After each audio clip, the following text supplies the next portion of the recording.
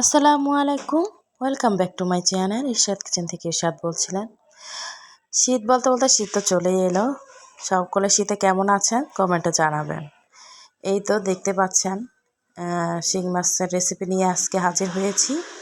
তো মাছগুলো তো ফ্রেশ করে ধুয়ে নিয়ে তারপর হলুদের গুঁড়ো লবণ মেখে নিয়েছি, আর তেলটা কিন্তু গরম হতে দিয়ে দিয়েছি।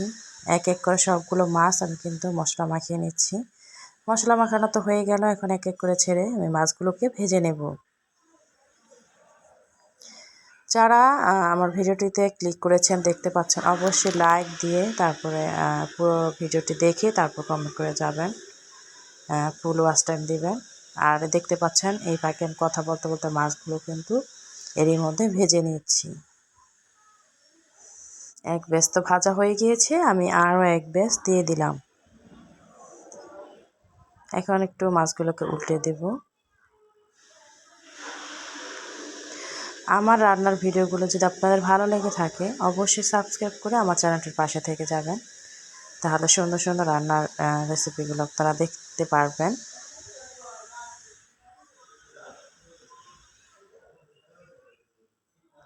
পেঁয়াজ কুচিগুলো দিয়ে দিলাম, পেঁয়াজ কুচিগুলো এখন ভেজে নেব। যেহেতু শিং মাছ আমি ভুনা করব, তো পেঁয়াজ কুচির পরিমাণ একটু বেশি দিতে হবে। লবণ এড করে নিলাম, লবণটা দেখা যায় চেক করার পরেও দেওয়া যায়। এখন আমি 1 চা চামচ দিলাম।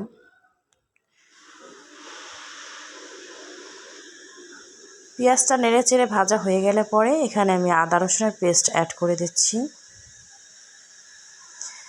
আদা রসুনের পেস্ট দেওয়ার পর আবারও একটু ভেজে নিচ্ছি। ভেজে নেওয়ার পর আমি কিন্তু সামান্য পানি অ্যাড করবো, যেহেতু পেঁয়াজটা পুড়ে যাচ্ছিলো। তো সামান্য একটু পানি অ্যাড করার পর এরপরে মশলা দিব।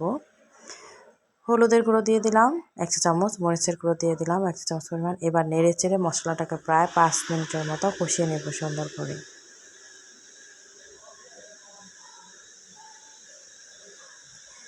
নেড়ে চেড়ে কষাতে হবে যাতে করে মশলা লেগে না যায়, সেজন্য।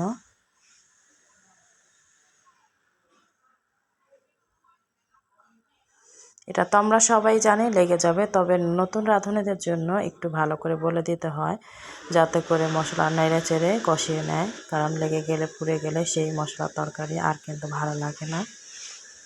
এই যে দেখতে পাচ্ছেন এখন কিন্তু আমি টমেটো অ্যাড করছি। আর শিং মাছ ভুনা, যে কোনো মাছ ভুনা টমেটো অ্যাড করলে কিন্তু বেশি স্বাদের হয়। টমেটোটা দেওয়ার পর কষিয়ে আরেকটু নিলাম 2-3 মিনিটের মতো। আর এইভাবে ভাজা মাছগুলো কিন্তু এরপর অ্যাড করে দেব। দেখতেই পাচ্ছেন ভাজা মাছগুলো এখন দিয়ে দেব।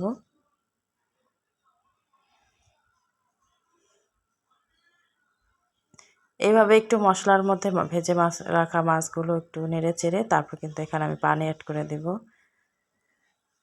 যেহেতু ভাজা মাছ, এই জন্য কিন্তু অনেক পরিমাণ পানি দিতে হবে না, অল্প পরিমাণ পানি অ্যাড করলেই হবে।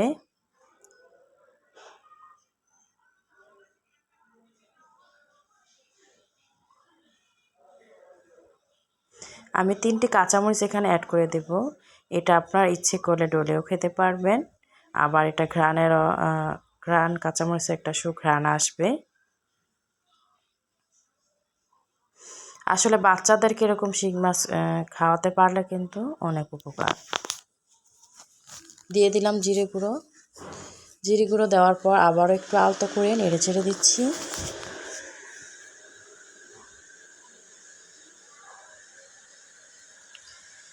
একেবারে শেষ পর্যায়ে ধনিয়া পাতা কুচিটা দিচ্ছি। আর ধনিয়া পাতা কুচি যদি লাস্ট পর্যায়ে না দেন তাহলে কিন্তু রান্নাটা মনে হবে যেন অসম্পূর্ণ।